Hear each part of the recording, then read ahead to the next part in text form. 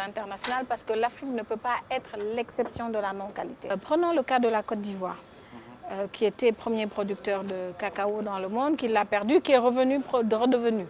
Entre la Côte d'Ivoire et le Ghana, ce sont les deux plus grands producteurs. Ils sont à plus de 2 millions sur les 4 millions de cacao qui sont produits dans le monde.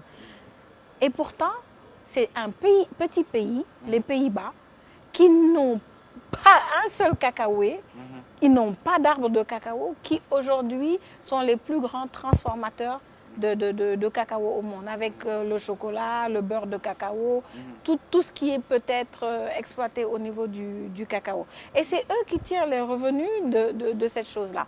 J'aime à donner l'exemple de la mangue dont on a parlé tout à l'heure. Regardez un produit comme celui-là. On en a partout en Afrique subsaharienne. Et lorsque c'est la période des mangues qui arrive, soit c'est vendu très peu cher, vous allez en bord de route, vous allez voir toutes les femmes qui vendent la même chose, ça pourrit au niveau et des marchés et des champs. Alors que qu'est-ce qu'on ne peut pas faire avec la mangue en valorisant, c'est-à-dire ne pas la manger brute comme ça, mais on peut faire le jus de mangue, le sirop de mangue, le nectar de mangue, ça c'est pour la transformation en jus.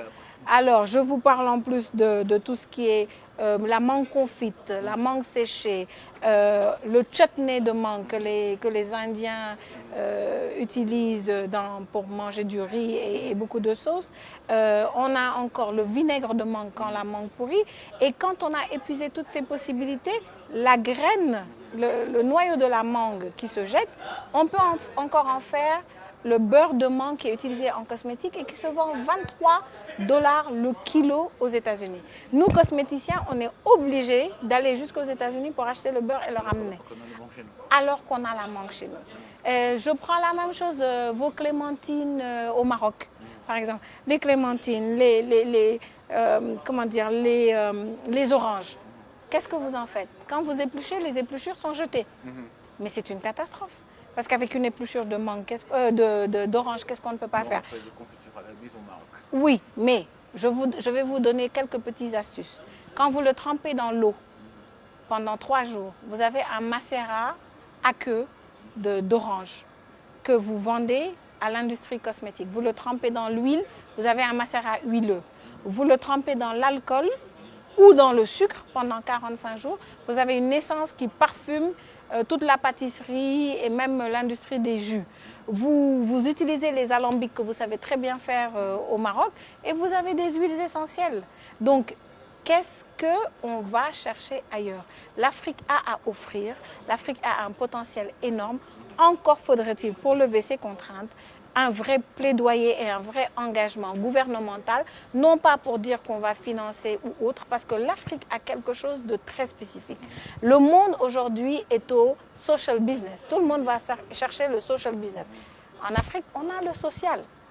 Toutes les festivités qu'on fait. Hier, je suis descendue à l'aéroport de Casablanca et j'ai vu tous les joueurs de basket accueillis avec le son le son avec des musiciens traditionnels marocains. Ça, c'est l'aspect social qu'on a. C'est l'aspect social qui fait qu'on va dans des mariages, des baptêmes. Mais on ne sait pas faire le business avec le social. Le monde sait faire le business. Ils cherchent le social. Nous, on a le social, on ne sait pas chercher le business. Je regarde juste une chose, la politique de l'immigration, par exemple. Le Maroc signe des accords avec l'Occident, le Sénégal également. Au lieu que ce soit des politiques répressives, où on va peut-être mettre l'argent à la sécurité de la frontière, c'est important. Mais pourquoi pas cibler l'agriculture et se dire, on va essayer de financer des programmes où ces jeunes qui sont désœuvrés, qui n'ont pas accès à l'information, qui n'ont pas accès à la formation, on va leur prendre des rôles modèles, c'est-à-dire des gens qui ont réussi dans le secteur agricole, pour en faire leurs mentors.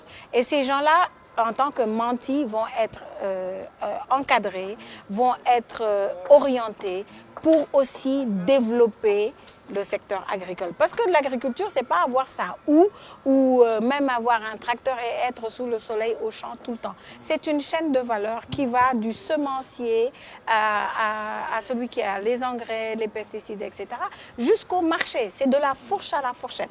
Et pour ça, moi, je dis que l'agriculture doit être considérée comme sexy. Alors, une agriculture sexy, c'est quoi? C'est qu'aujourd'hui, dans l'agriculture, Ça forme des gens comme moi qui sont dans la cosmétique. L'agriculture forme des gens qui sont dans les vinaigres de haute qualité, les vinaigres de table comme on les appelle, que ce soit le vinaigre d'anacarde ou le vinaigre de mangue. C'est encore un exemple que je vous donne. Ça fait des gens qui peuvent développer, encore une fois, la qualité dans toute cette chaîne de valeur. Et il suffit en fait que vous réussissez mieux des choses au Maroc que chez nous. On réussit d'autres choses mieux que chez vous.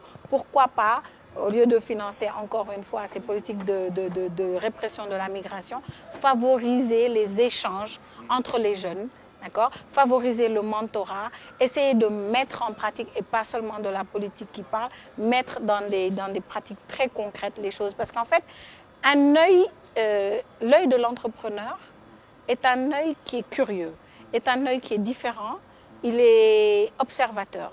On n'observe que quelque chose qui nous est en général inconnu. C'est pour ça que les enfants, ils voient tout, ils s'émerveillent de tout. Ce serait la même chose de montrer des choses différentes et qu'on se dise « Oh, c'est possible en Afrique ». Mais tant que les modèles sont donnés à l'extérieur, que l'agriculture est considérée comme ne nourrissant pas son homme, en fait, le premier empowerment, le premier renforcement, c'est renforcer l'agriculture.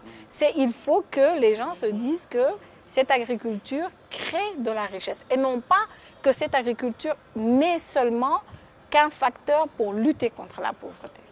C'est ça la différence.